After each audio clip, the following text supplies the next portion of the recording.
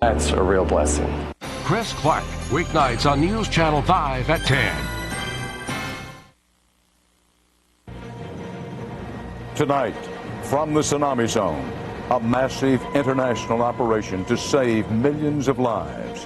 CBS News takes you along as the U.S. Navy, Marines, and Air Force do their best to get tons of food to the hungry and homeless. And still the toll rises as the ocean gives up more of the dead.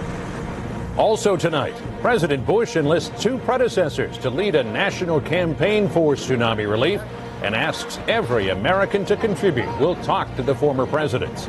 And for those searching for a fountain of youth, a warning tonight about bogus Botox.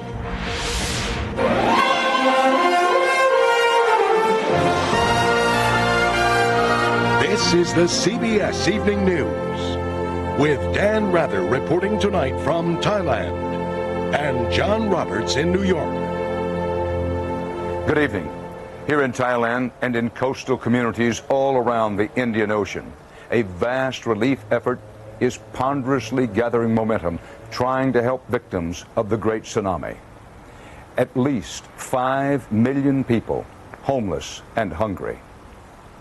But as aid to the survivors grows, so does the count of the dead. The confirmed death toll now exceeds 145,000, nearing the 150,000 plus projected by the United Nations.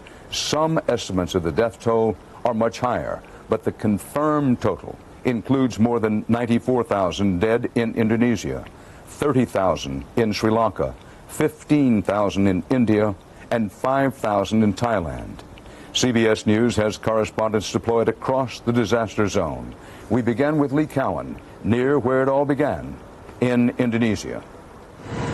Closest to the epicenter, the carnage is eerily invisible. In the hardest hit areas of Indonesia, where the death toll is expected to climb to 100,000, entire villages have vanished. There are no buildings, no bodies, and judging from the foliage stripped high off the cliffs, the walls of water must have been 50 feet high. The towns were pretty much 80 to 90% totally demolished, and there are people out there in dire need of food. The plane loads of aid the world was so desperate to give had to come through Banda Aceh's airport. But Indonesia's army, wary of 2 decades of civil war, kept it closed for days out of fear separatists might exploit the disaster. Now with it open, aid is finally pouring in, making this single runway airport the most important landing strip in the world.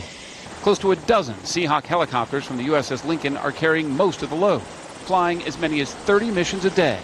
Any idea how long you're going to be doing this?